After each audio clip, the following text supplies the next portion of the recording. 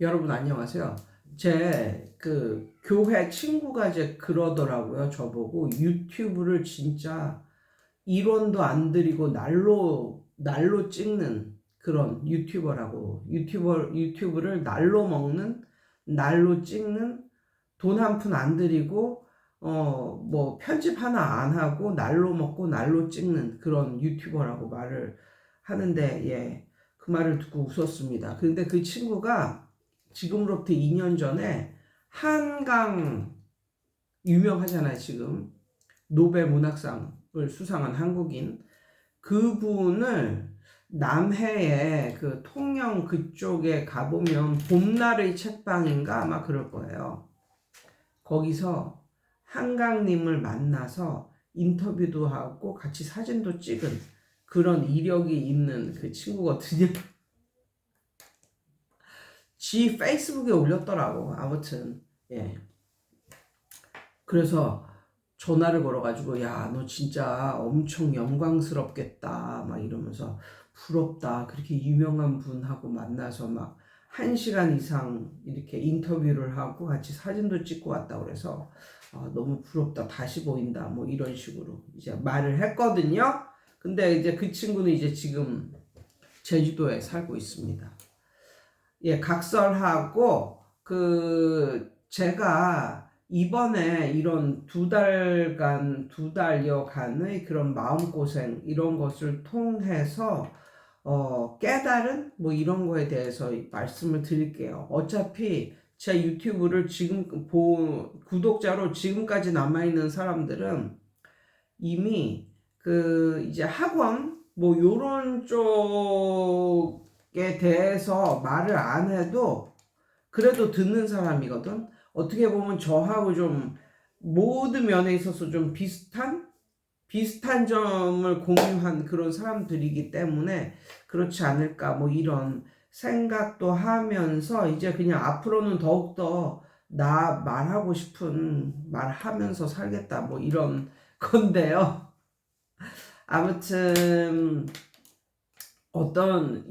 이번에 그런 경험을 통해서 뭘 알았냐면, 어 정말 예수님은 그의 자녀들의 조금의 흠도 용납하지 않는 그런 분이시구나, 그런 거를 깨달았습니다. 제가 그런 걸 깨달은 게, 제가 한 26? 그 정도의 예수를 믿었거든요. 그러니까 막 대학생 때, 뭐 중고등학교 때 이럴 때 예수를 믿은 게 아니라, 직장, 이제 사회생활을 할 때 이제 예수를 믿은 케이스인데, 제가 그러니까 그때 이제 예수를 믿고, 예수를 뭐 처음부터 열심히 믿는 사람이 어디 있어요. 그냥 맨 처음에는 그냥 썬데이 크리스천처럼 그렇게 이제 몇 년간은 그렇게 이제 믿으면서 점점 믿음이 깊어지는 그런 순으로 이제 가는 거겠죠. 그래서 제가 한 26 정도 예수를 믿었고, 28, 29, 그 정도?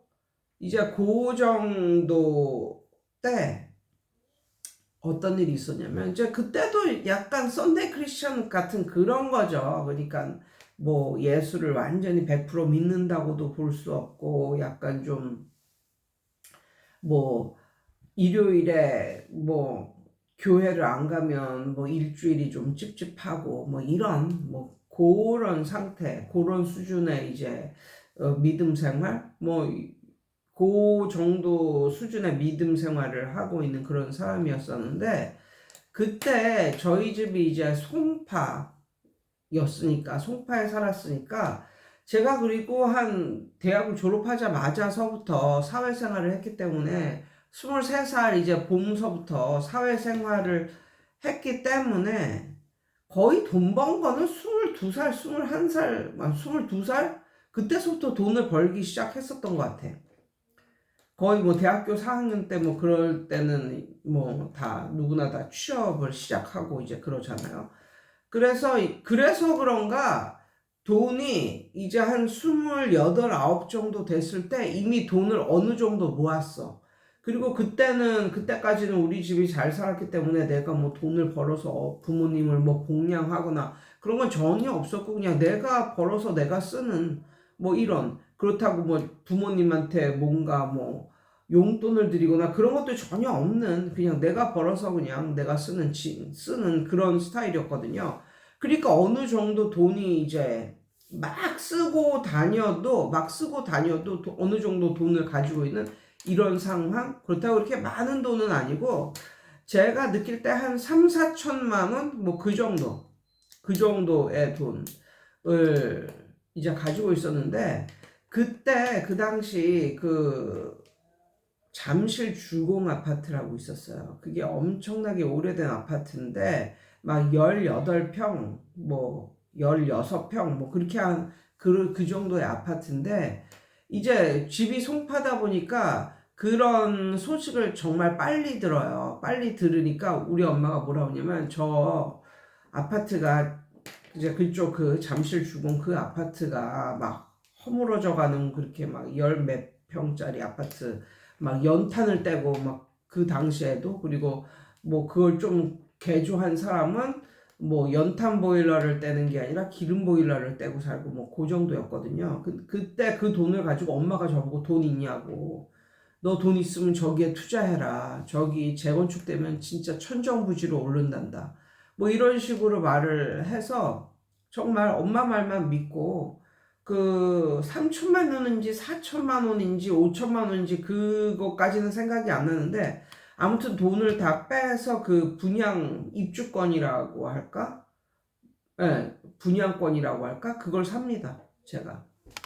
그걸 사가지고 이제 이렇게 가지고 있는데 또 엄마가 몇 년 가지고 있는데도 뭐 그런 이렇다 할 소식이 없으니까 엄마가 그걸 차라리 뭐 피가 많이 올랐다나 뭐 이런 식으로 말을 하면서 그걸 차라리 그걸 팔아서 동생을 어 동생을 도와줘라 뭐 이런 식으로 말하는 거야. 네 동생 너보다도 똑똑한데 네 동생 도와주면은 동생이 그 아파트 언제 그 재건축 될지도 모르고 차라리 동생이 말하는데 더 빨리 돈을 벌어주게 너에게 돈을 벌어준다고 한다 이러면서 우리 엄마는 완전히 내 동생 바라기 같은 그런 동생 홀릭 동생 바라기 뭐 이런 정도의 그 엄마였거든요.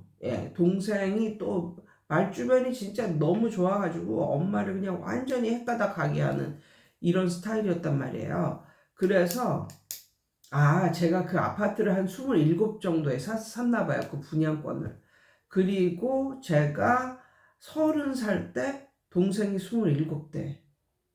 그때 30살인가 31살이고 동생이 27인가 28 그리고 아버지는 29에 돌아가셨거든요. 제 나이 29에 돌아가셨거든요. 그러니까 아빠가 돌아가신 이후에 완전히 엄마하고 동생하고 찰싹 붙어가지고 이렇게 있으면서 동생한테 투자를 하라고 그래가지고 내가 거기에 넘어가가지고 그걸 아파트를 팔아요. 근데 그 몇 년 동안도 프리미엄 같은 게 많이 붙었어. 몇 천만 원 정도 붙었어.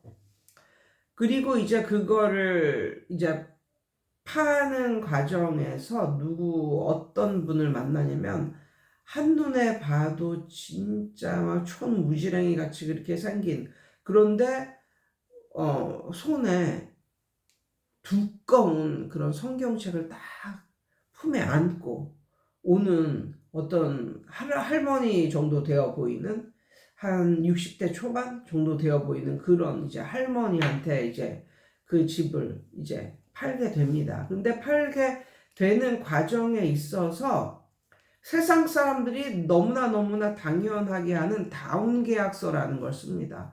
다운 계약서가 뭐냐면 만약에 몇 천만 원 더 붙여서 내가 그걸 팔았어도 훨씬 더 싸게 팔았다고 쓰는 거예요. 돈은 다 받아먹고. 왜 그렇게 해?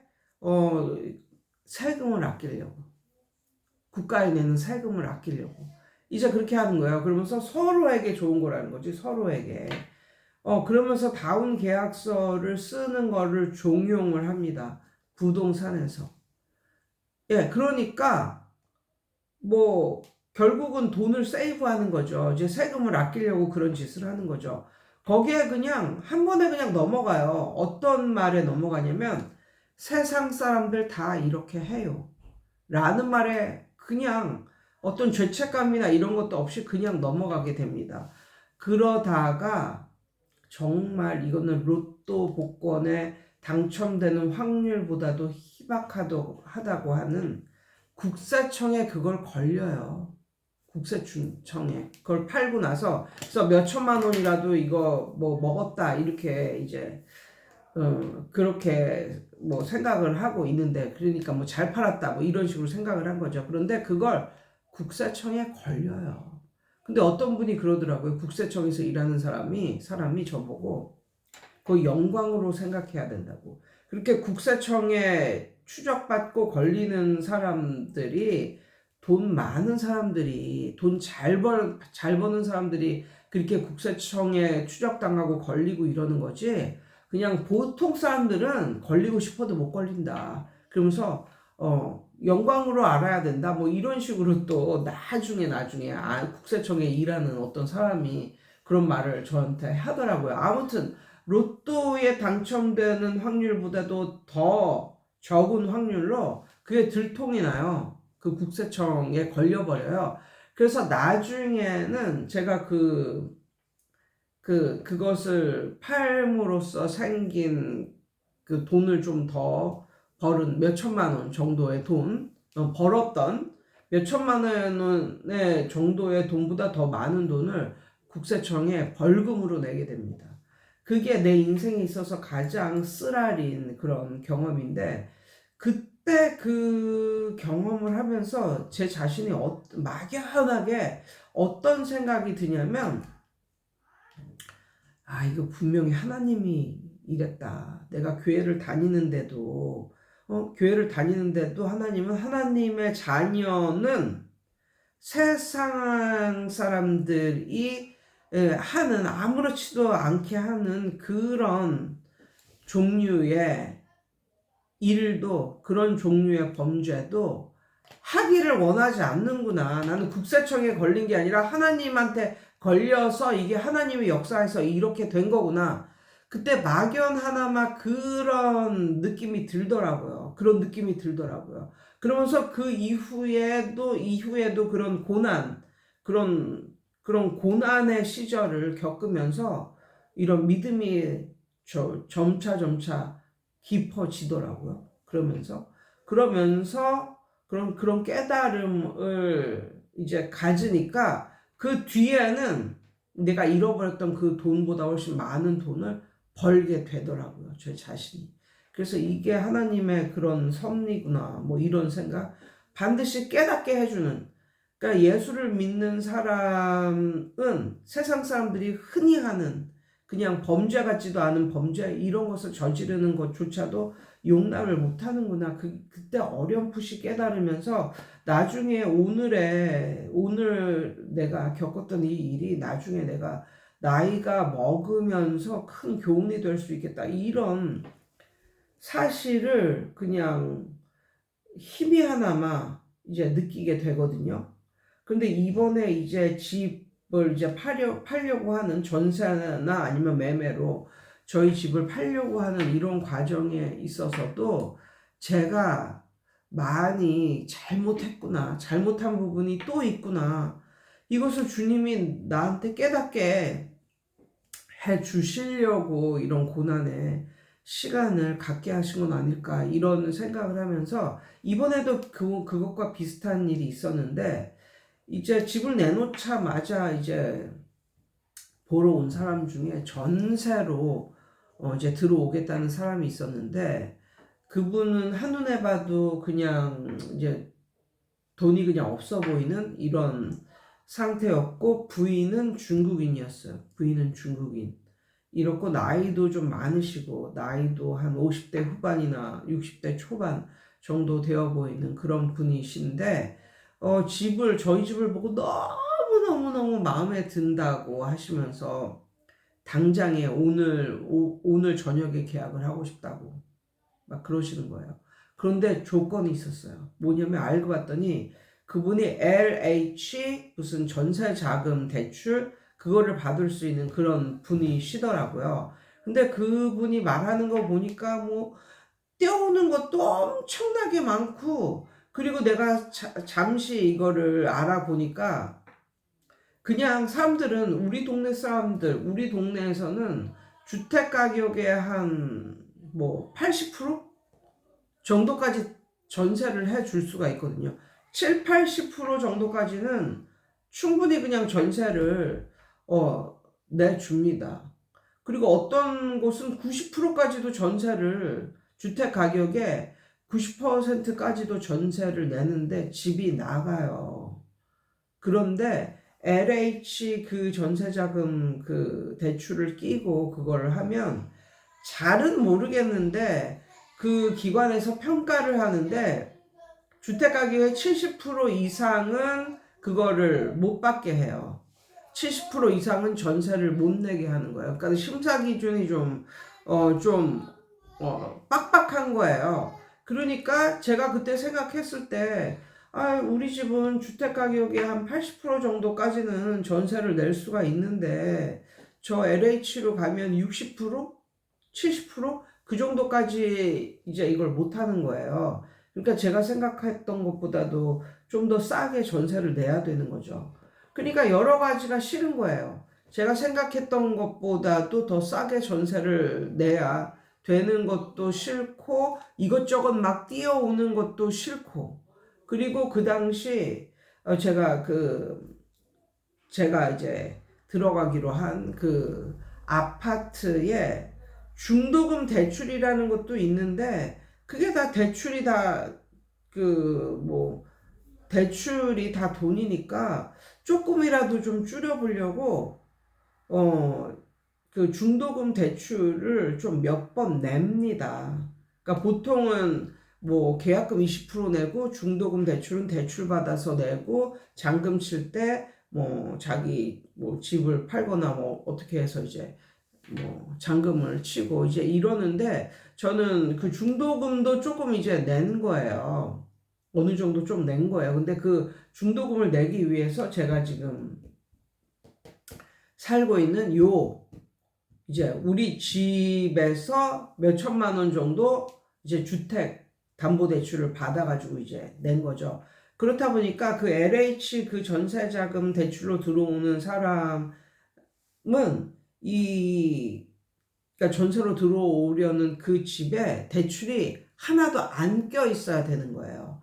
그러니까 이거는 좀 성가신 거예요. 그러니까 내도 그 사람이 우리 집에 대출로 들어오는데 내가 생각했던 것보다 싼 가격으로 들어와야 되고, 나는 심사 같은 걸 받아야 되니까 이 집에 그 대출 낀 것도 내가 내 돈으로 먼저 넣어서 없애야 되고, 물론 그 정도의 돈은 있었어요. 그런데도 그게 좀 싫더라고요.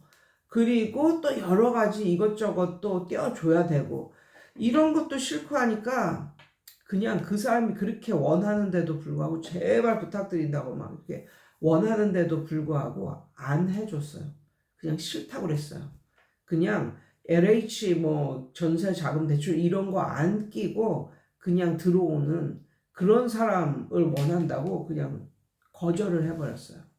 그러니까 그걸 거절을 하지 않았으면 저는 지금 그냥 든든하게, 마음 든든하게 그냥 너무너무 이런 2달 동안 이런 마음고생도 하지 않고 그냥 그 사람한테 그냥 전세를 주고 너무너무 마음고생하지 않고 행복한 나날을 보내고 있었겠죠. 근데 그때는 우리 동네 사람들이 다 자기 집값보다 7, 80% 정도 되는 전세를 하고 있으니까 나도 그래야 되겠다는 생각밖에 안 들었어요. 근데 지금은 그게 후회가 되더라고요. 그게 뭐 전세지 집을 싸게 파는 것도 아니고 그냥 전세고, 그리고 내가 원하는 그런 자금만 확보하면 되는데 내가 왜 세상 사람들이 하는 짓을 똑같이 이렇게 하는 게 당연하다고, 나도 모르게 당연하다고 그냥 생각을 한 거야. 그래서 그 사람을 그냥 이렇게 떠나보낸, 그게 좀 그게 좀 나빴구나. 내가 또 어느샌가 나도 세상 사람들하고 똑같은 짓을 하고 있구나를 느꼈고, 그 다음에 두 번째는 어떤 경우였었냐면, 두 번째도 이제 부동산에서 이제 전세를 물어왔는데, 그 당시 제가 마음도 급하고 이제 하니까, 전세를 받을 수 있는 그것보다 한 1,000만 원 정도 아래로 이제 전세를 낸 거예요. 조금 싸면은 이제 빨리 들어올 줄 알고. 그런데 그때 제가 이제 부동산을 여기저기 한 세 군데 정도 냈었거든요. 한 군데는 아니었어요. 그런데 제가 냈던 그 부동산에서 저도 모르게 1,000만 원을 위로 부른 거야. 그 전세를 들어오는 사람들한테. 그런데 전세 들어오는 사람들이 저희 집을 보고 또 만족해 하면서 알았다고, 그 가격에 들어오겠다고 말을 하고 내일 계약하러 오겠다고, 뭐 이런 식으로 하루 이틀 사이에 계약을 하러 오겠다고, 집이 너무나 마음에 든다고 이러면서 예, 곧 계약하러 남편과 함께 오겠습니다 하고 갔거든요. 그런데 그 사람들이 가고 나서 여기저기 또 그 부동산을 알아보다가 자기네한테 불렀던 그 가격보다 1,000만 원 싸게 나온 부동산을 알게 됩니다. 예. 그런데 그러면 요 부동산이 왜 내가 불렀던 것보다 1,000만 원을 더 위로 불렀냐. 그러니까 시세가 그러니까 본인들은 1,000만 원 정도 더 위로 불러도 되겠구나라고 이제 생각을 한 거고, 그 대신에 저한테 딜이 들어왔어요. 뭐라고 들어왔냐면 저보고 그 부동산에서 그러는 거예요. 다른 데보다 1,000만 원 높게 내가 이걸 전세를 내줬으니까 300만 원 그냥 달라고. 그래도 자기 300만 원 주고 그냥 700만 원은 그냥 사장님 가지시라고. 뭐 이렇게. 그러니까는 1,000만 원 높게 팔아줬으니까 300만 원 달라 이거지. 그런데 제가 거기서 정신을 못 차리고 급한 마음에 알았어요, 감사합니다 이래버렸던 거예요. 그랬더니 그 사람들이 여기 말고 다른 데 갔는데 똑같은 집인데 1,000만 원이 싸게 나온 걸 보고 화가 나가지고 이 주인이 이상한 사람이다. 1,000만 원을 우리한테 더 받아 먹으려고 했네. 이게 딱 이제 되는 거야. 그래서 기분은 나쁘다고 계약을 안 한 게 있었거든요. 그런데 그러니까 지금 생각해 보면 그때 부동산이 그렇게 말했을 때 아니라고, 난 지금 급해서 1,000만 원 다운해서 내놨기 때문에 난 이것만 받으면 된다고, 이 사람들한테 그렇게 말하라고 나는 그렇게 말을 했어야 했다. 그런데 그때 갑자기 내가 세상 사람들하고 똑같이 간 거지. 이 사람이 1,000만 원 높여서 전세를 줬어? 그러면 더 좋은 거지. 이러고 이 사람이 딜을 그렇게 해버리니까 300만 원 자기 달라고. 이제 그렇게 딜을 해버리니까 거기에 내가 동의를 한 거잖아요. 그러니까는 지금 생각해보면 제 이런 꼴이 아직도 정신 못 차린다. 뭐 이런 식으로 그러니까 이런 식으로 내가 믿는 하나님이 얘 아직도 정신 못 차렸구나. 그러니까 이런 게 세상 사람들한테는 안 걸려도 하나님 눈에는 걸린다니까. 그러면서 좀 후회가 되는 뭐 이런 거. 세상 사람들 다 그렇게 하는데 첫 번째 얘기도 그렇게 하고 두 번째 얘기처럼 모든 세상 사람들이 이렇게 얘기를 하는데 예수님한테만큼은 안 된다니까. 언제 걸려도 걸린다니까. 그런 이제 느낌이 들었습니다. 그런 느낌이. 그리고 세 번째는 뭐 제 전 유튜브에 나와 있다시피 이제 그런 일이 있었고, 그런데 그 진짜 터무니없이 내가 급하다는 걸 알고 터무니없이 많이 깎은 그 할머니가 한 말 중에 명대사가 있어요. 명대사가.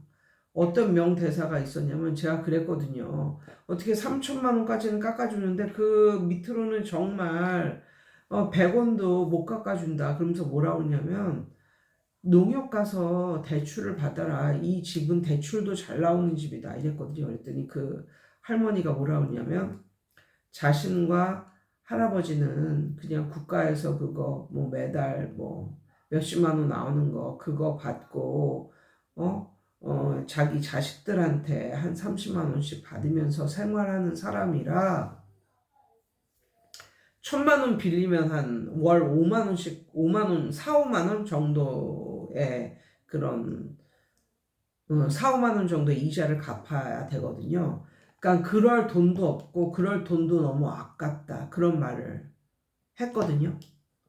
그 예수 믿는 사람들이. 그런데 그러니까 이거잖아. 남의 딸. 그렇죠? 저는 남의 딸이죠. 그들한테는. 남의 딸의 돈 1,000만 원은 정말 아무렇지도 않게 그냥 깎아 먹을 수 있고, 자신들은 월 4만 원 정도 나가는 돈이 너무너무 아깝고, 이거잖아요, 지금. 예수 믿고 한 명은 장로요, 한 명은 권사인 그 분들이 지금 그렇게 말을 하고 있는 거잖아요. 그 대사에서 나는 너무 분한 느낌? 분한 마음이, 분노가 솟구치더라고요. 그러니까 뭐 누구나 자기 손톱 밑에 가시가 남의 큰 병보다 더 너무나 안쓰럽게 느껴지는 이런 것처럼 남의 딸인 나에게는 몇 천만 원은 그냥 무쪽같이 그냥 한 번에 그냥 말로 다 그냥 깎아 먹으려고 남의 딸이 내 딸의 돈 몇 천만 원은 그냥 무쪽같이 이렇게 깎아 먹으려고 들면서 본인이 이자로 내야 되는 4만 원은 너무너무 아까워하는 그런 권사님과 장로님, 이건 아니다 싶은 거죠. 예. 그래서 정말 이번 한 2달 동안 이런저런 사람 만나면서 그런 시간을 통해 내 자신이 아직도 안 변했구나. 아직도 세상에 발을 담그고 있고 이렇게 아무렇지도 않게 살고 있구나. 내 자신이 비춰지더라고요. 그리고 그들 자신도 비춰지더라고요. 예, 아무튼 요런 걸 느끼며 오늘 살고 있습니다.